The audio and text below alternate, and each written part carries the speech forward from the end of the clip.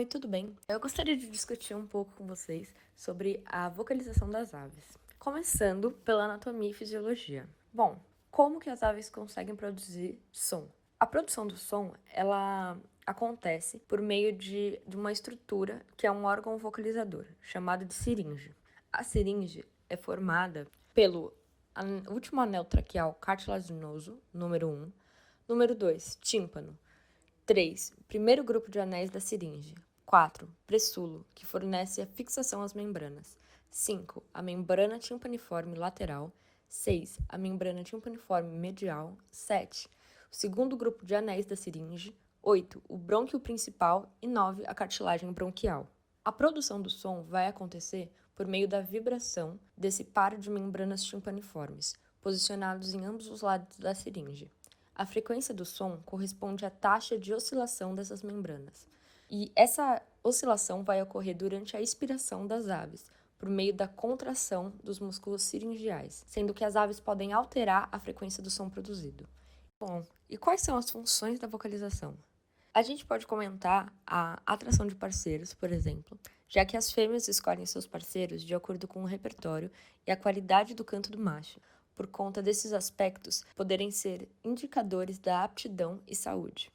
A vocalização também está relacionada com a defesa do território, já que a vocalização é usada como principal critério nas disputas por território e acaba sendo uma ferramenta ecológica, visto que ela evita confrontos diretos, evitando também gasto de energia.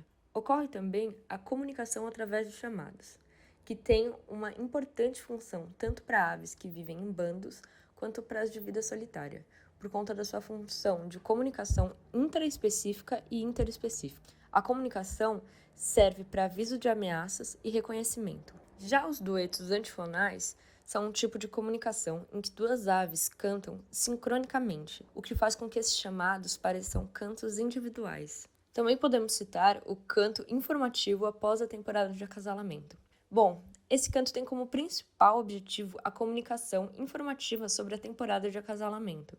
Agora, em relação à aprendizagem do canto, nós temos dois tipos de cantos diferentes, o inato e o aprendido, sendo que a maioria dos cantos das aves são uma mistura desses dois. Como o canto inato ele possui estruturas rígidas, ele está associado com a perda de variabilidade no canto, que acaba sendo contrabalanceada pelo favorecimento das variantes regionais que o canto apreendido permite.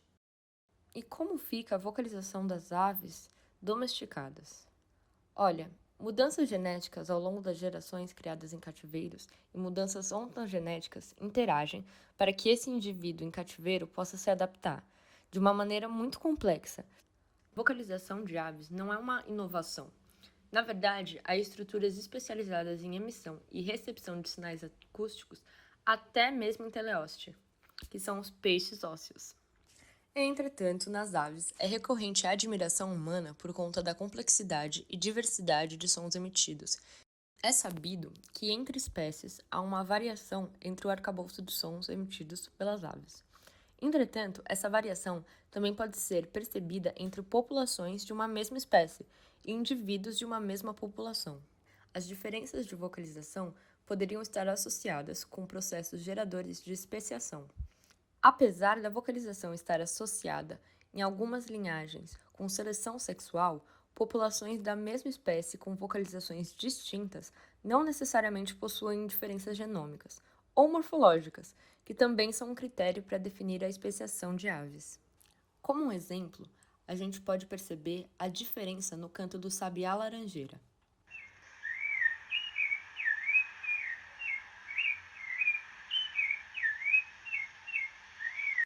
Agora o segundo.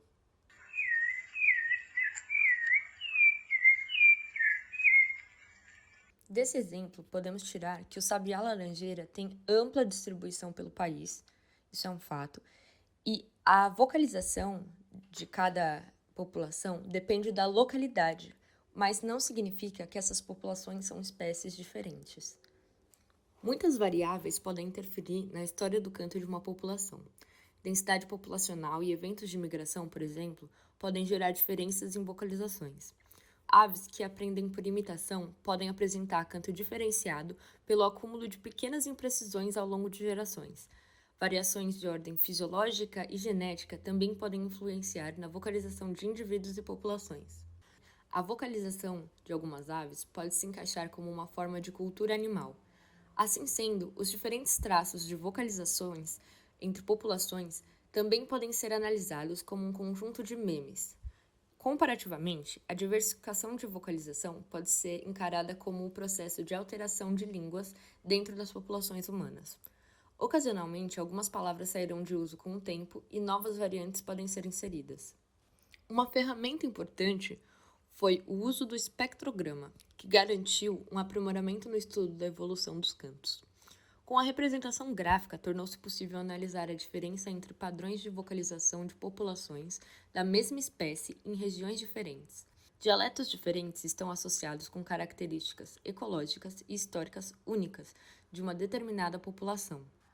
Sobre a relação das aves e suas vocalizações com os seres humanos, podemos ressaltar, por exemplo, os nomes populares e onomatopeicos, que são regionais e relacionados diretamente com a vocalização da espécie. Por exemplo, o bem-te-vi e o coró-coró.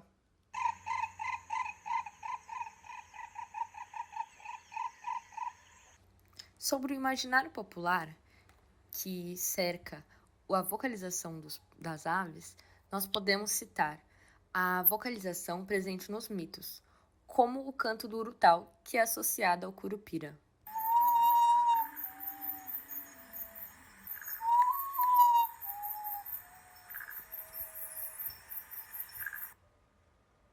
E a vocalização do passarinho denominado saci, que é associado exatamente a esse personagem do folclore brasileiro.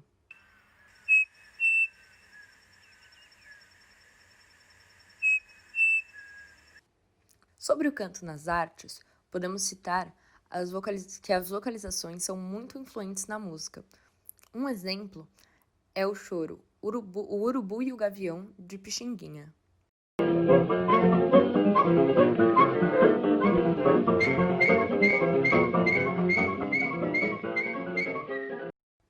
Sobre o interesse econômico, podemos citar que no ecoturismo, o principal uso da vocalização é como técnica de playback, que serve para atrair as aves. E no ambiente urbano, a vocalização das aves tem sofrido muito com o ruído antropogênico, como uma nova pressão seletiva, que depende da plasticidade e da aprendizagem das espécies para elas conseguirem sobrepujar esse novo estímulo, já que a falta de plasticidade pode levar à vocalização mascarada pelo ruído, que também reduz a oportunidade para reprodução e pode levar ao declínio das populações locais.